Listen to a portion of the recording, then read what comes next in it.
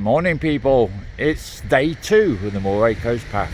As you can see behind me, the cloud has picked up. Fortunately it hasn't rained yet, although I did look out in the end of the evening last night, checked the weather forecast, it said no rain at all. Then I looked again this morning, it says from 10 AM. So, well, who knows, it may rain, it may not. I'm going to keep my waterproof jacket on most of the day though, just in case.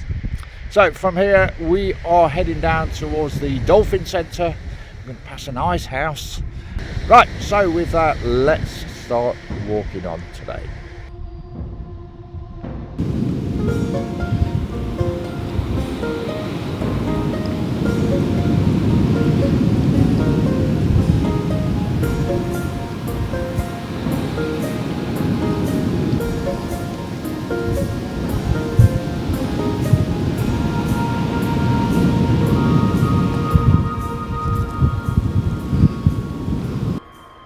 So the building in front to the left hand side is now the Dolphin Centre, but originally it was the fish house where the salmon was collected, and then when it was collected it went into the ice house, packed with ice, and then the salmon was moved across the nation. So in front we have the Tugnet Ice House. This is the largest surviving ice house in the UK. Built in 1830 and consists of 3 long vaulted chambers, each divided into 2 compartments. Used as an industrial ice house to store ice for packing salmon from the Spey fishery before it's sent to market as far away as London.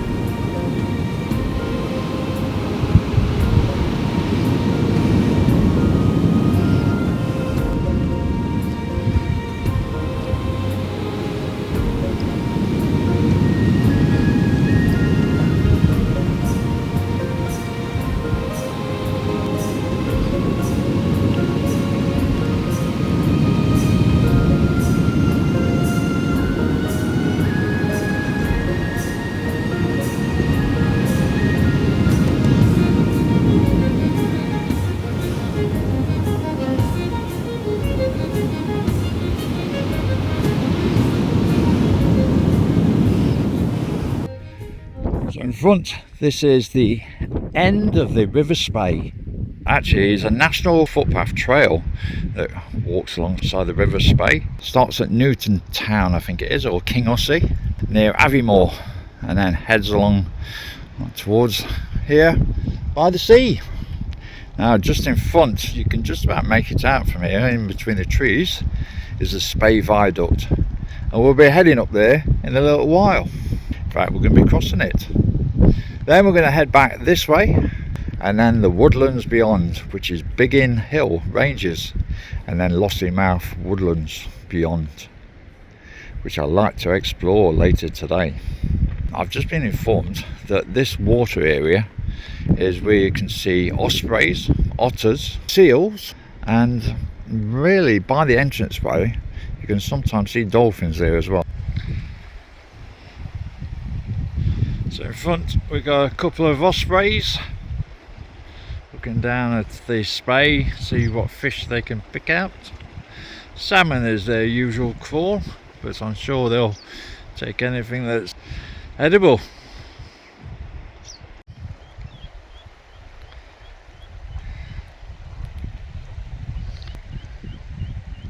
I've been told the seals are out feeding at the moment. I might see a few as we head along. Right, so today's agenda of the Moray Coast Path. Now we're walking alongside the River Spey, which is behind me. We're going to walk up to the Spey viaduct, cross over that, and then head down towards Lossiemouth. We've got to go past a rifle range first. I'm not entirely sure if there's firing at the moment. It is a Ministry of Defence rifle range, so we may have to take a bit of a detour to get around it. Once we're past it, hopefully we'll be able to start seeing remaining fortifications from World War II. And there's quite a few along the way. There's a few bunkers, a few pillboxes, a hell of a long defensive line blocks as in to stop tanks and vehicles passing. Now along that bit as well, we may come across some seals. So far we've come across some dolphins and a minke whale. Well, I thought I would struggle to see dolphins and I would have seen loads of seals, but it's come to be the opposite way around. So with that, let's get over to the bridge, carry on the Moray Coast Path, and we'll head up alongside the River Spey, and then we'll end up crossing the bridge. Right, keep going and get to Lossiemouth.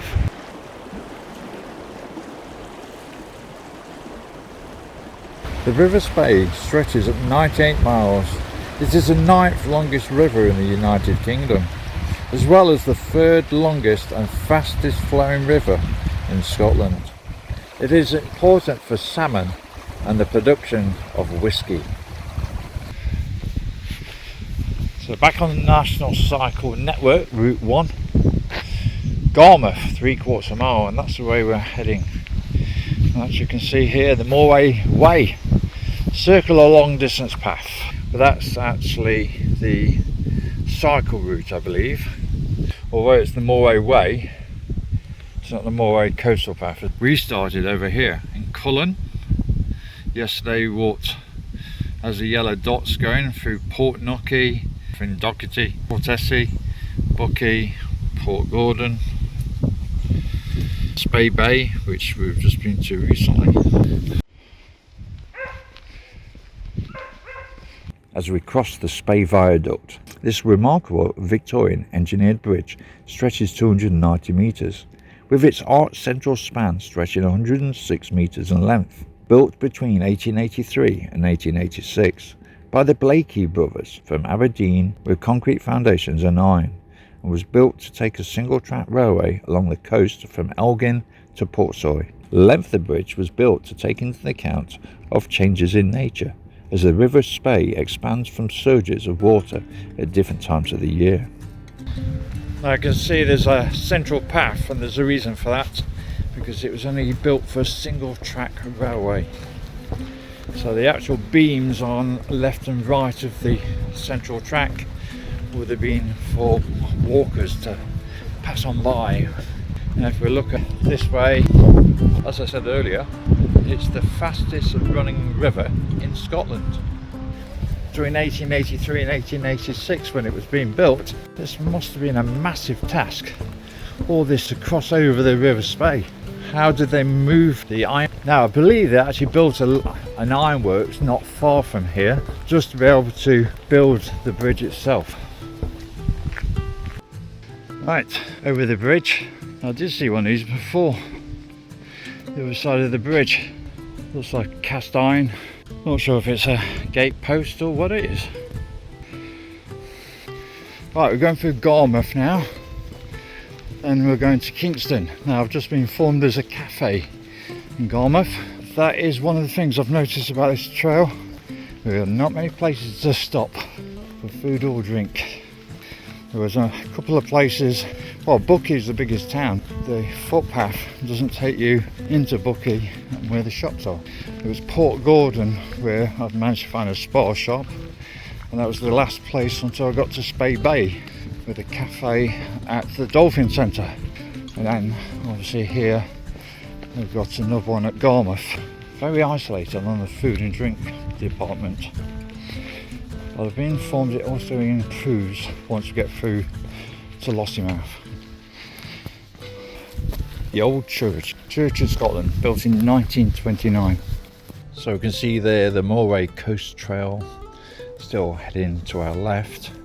Also noted to commemorate the 400th Maggie Fair held on this site, 1587 to 1987.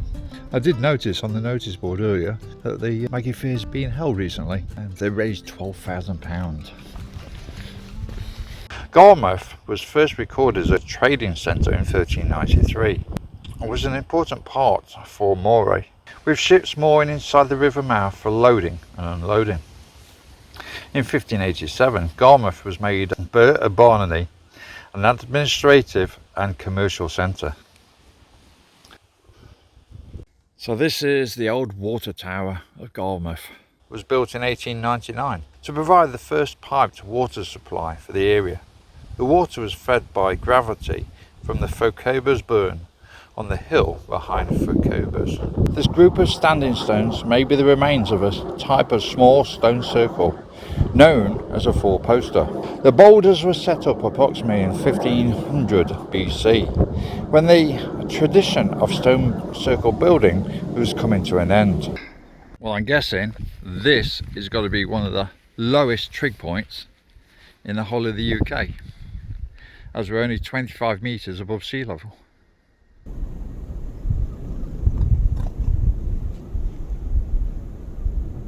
Okay, so we're back on the coastal line. Actually, you can see something directly in front of me. There's old pill belts. Because where I'm walking now, it was built up for defences in case of an invasion from the Germans back in World War II. So we've got one there. It's a little bit, so obviously it's been taken by the sea a little bit now. As we continue up this direction, we can see another pillbox type bunker. And this is going to carry on for the next 8 kilometres, these defensive line. As we head up, there's a MOD rifle range, and we'll come across some bunkers as well in a bit. We're heading towards actually the air base, RAF Lossiemouth, which had a significance to World War II, but even today it is, I think, Britain's biggest RAF base. Right, anyway, let's keep going.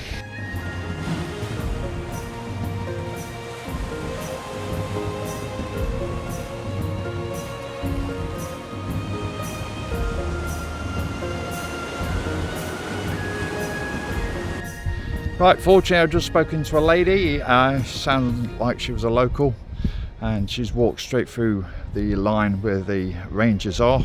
I can walk straight along, I don't have to take that big detour. We'll head into the woods in a bit and see what bunkers we can see. I'm routine inside the bunker. Anyway, let's keep going. These flies are doing my head in. I think they're sandflies, although a little bit small for sandflies, a bit big for midges. What are they? I don't know, but they're doing my head in, keep flying into my face. Right, let's keep going. So this pillbox is a bit bigger than the rest. The other ones had just, I think it was 4 windows. I think this is a hexagonal one. Is it called a pillbox 2-4? I'll check that. I've got 9 more to pass, including this one, before I get to the bunkers that's actually in the woodlands. I've realised by putting my hood up, these flies aren't bothering me so much, so I'm going to keep that up. It might not be the most fashionable look, it's not raining, but if it stops them, I'll carry on. So these pillboxes, there's several different types. So it could either be cubed, rectangular, 6 sides, 8 sides, even 10 sides. So we've got another 6 of these ones to go before we head into the woods. The last one was a hexagonal pillbox. This one's just a rectangular shape. Only lookouts from the left and the right. I think the one back that way would be a machine gun post. Man down, man down. Although he's been down for a while. He's missing a head and half his body. There's not much left of it. Okay, I've just managed to work out what they are. These bugs that are flying around. It's that time of year, it's flying ants. So, lovely. So you can see a line of gorse bushes, that'll be 100 metres. And then further back, there's another line of gorse bushes, 200 metres, and then 3. Possibly going all the way up to 600 metres, I'm not so sure. But this is where they'll fire into. So fire onto the first bank, and then obviously if you've had a shot that went a bit wayward, then you've got the second bay here where rounds will be bounced off as well. So that's for small arms. Let's say we've got the troughs on the left hand side. There's a seat on each bay, So this would be basically once, if you finish your rounds, you came down to check your targets, and then you would go around the back of here and yeah, well, possibly even clear your weapons here as well, and then you check your targets and then go back up the top. But by the looks of it, I think this is all long gone. I do believe there's a air rifle club that fire on these ranges, but I don't think it's these ranges, somewhere else. The hill beyond up there, I think it's called Biggin Hill or Briggin Hill. There was a Biggin Hill back in down there, Aldershot, that we used to go down. I'm not sure if the same name, but yeah, there's ranges further up that way as well. This is the Bin Hill Ranges, a rifle range built around 1940, as this area was a defensive line with the RAF Lossiemouth being nearby. The Seaforth Highlanders, an infantry regiment, guarded the airbase and probably used these ranges amongst other fighting units.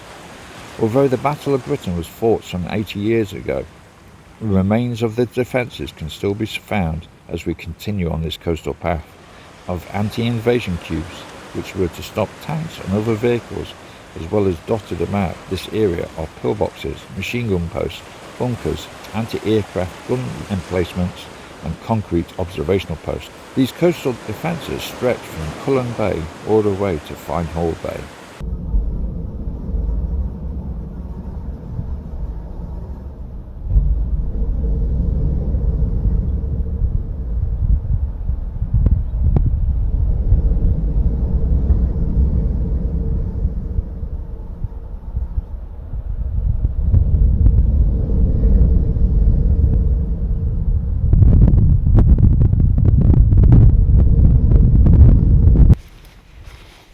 Still haven't seen any seals.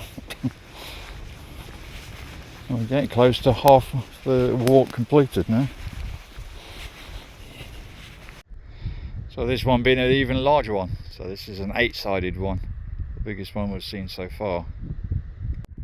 We have a second man down. Looks like it was an ambush. Man down, man down. We have a man down. We have another man down. Man down, man. And actually this one's, he must have fallen down today.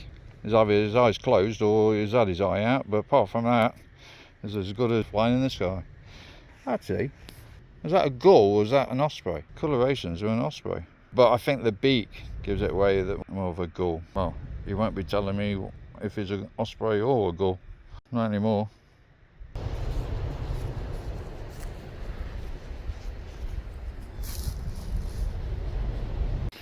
Let's have a look at this. Right, anyway, we're going to head up this way now. We'll see that observational point is up there. There are 2 or 3 other structures up there, including a couple of bunkers. So we're just headed up this path, and then we can just about make it out. Dead centre of the picture now is a bunker. It's quite camouflaged actually, with the sand and got a green roof on it. I suppose you need to make it quite camouflaged. And then we've got over in that direction is where the observational point is, so you can look out to see, obviously to see if anything's coming this way of a threat. Now with all these bugs, my plan was to find somewhere to pitch. I'd probably walk to the other side of Lossiemouth, probably up near Covesea. We will see what we can find between here and there. Okay, we can get a quite clear look at the bunker now. It does look camouflaged if you look at it from certain angles. There is a better one a bit further on that way. We'll see if we can find that one. We may double back to that one as well. So I've just seen the other one. It's almost identical to that one. We've just, there you go, you can just make it out in the trees there, straight in the centre of the picture, rather than pillboxes. And actually we've got a structure on our left hand side as well. Now these buildings could, if there was further buildings like this, built as a mock town, practice as if you were going to do a section attack and go in on building or run into. I've also just realised there's actually a few buildings here. There's another building there, a single building right of the log And to the right of that, camouflaged away, is another building. In that line there's another one there and another one there, so there's quite a few little buildings here. Although on the map it only marks down as 3, but I can see 7 or 8 buildings. So if we swing back, we can see now some of these buildings standing out. There's a concrete base here as if there was another building sat here at some point or other. There's another flat section just to the left there amongst the trees. This is probably a bit like an urban village. It would probably practice manoeuvres. I would also guess there's probably some trenches around here as well, some dugouts. To practice manoeuvring from one place to another. In fact, there's one there. It's like a bit of a trench dig out. Obviously being ex-military. I do sort of like recognise telltale signs. I won't put it past it if people don't use them now, like cadets or something like that. Anyway, we're going to have a quick look at some of these bunkers up here. So 3 marks on the map, but we've gone past one way over there that we saw the first. 8, possibly a 9th building there. Quick past it, there's not a few more floating around as well. There we go, we've got a wall there, another building camouflaged away. I don't know if there's a doorway that yet, so there's a little doorway down there. So this is part of Lossiemouth, and I'm glad I actually came all this way up to see this. This was a highlight for me. This is what I first saw about the Moray Coast Path, was this, all these World War II fortifications. Also, they could have been built as air raid shelters because the airfield's nearby. Milltown airfield is only just about 400 metres that way. Right, okay, let's go and have a quick look at these bunkers over here, and then we'll head on.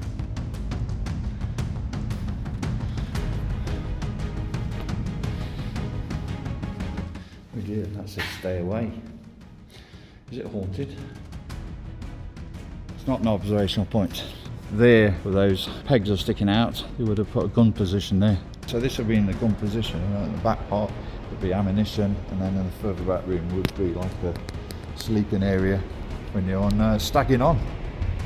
You can see a further one down there, exactly the same gun position. It would be like a gun battery, possibly about 4 to 6 of them. So we did see one, in fact 2 further that way. So yeah, there's 4 of these I think. Looks like that hill's got a face in it. It don't look too happy. I've realised if I continue walking along this track, I was going to turn right and get back on towards the coastal path.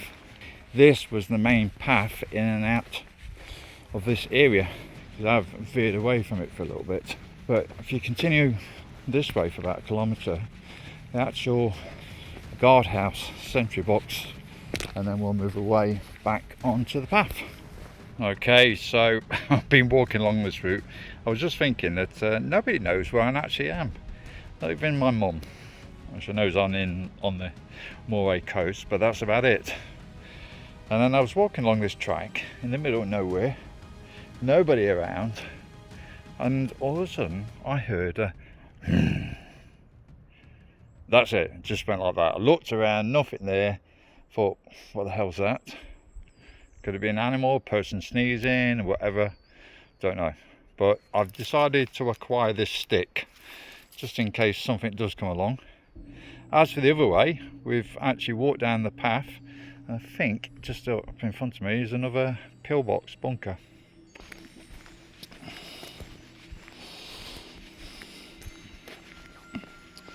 You see we continue all the barriers are going up there, which obviously go back towards the seafront. The rest of them we'll have a quick look inside. There you go. Just the same as the other ones. 3, 4, 5, 6, 7, 8, and 8 wall 1.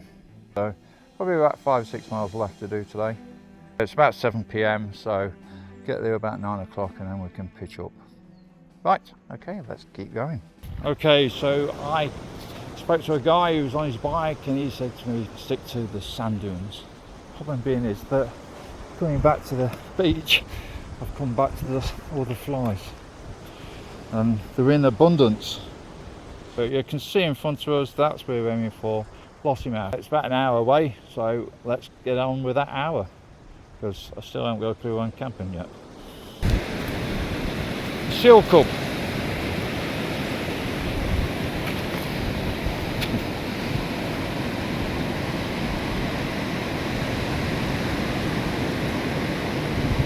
And it's gone.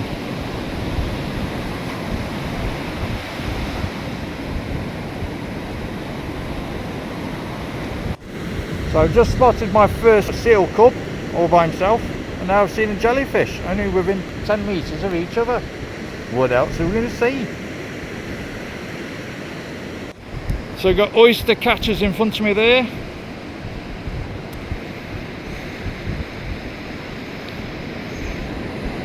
So there's oyster catchers there, and then running along the edge of the water we've got sandpipers. Eventful. And a bird of prey as well. Sparrowhawk maybe, or osprey. I would guess one of those two.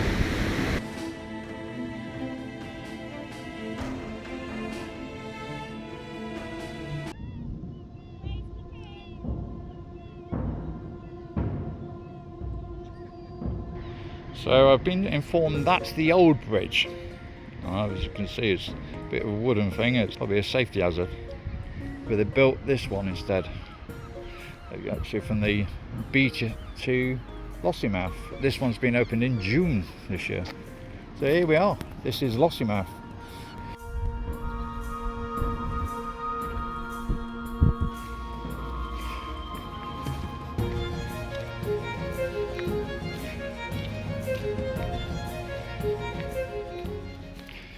We've just reached the head of Lossiemouth, and there's the lighthouse, and the lighthouse is at Coversea, which is the sort of like direction I'm aiming for. Now the building's in front of me with a light on. I think that's RAF Lossiemouth. As you can see, there's a few planes over there. And the weather has started. It's wet. And the lighthouse has disappeared near enough.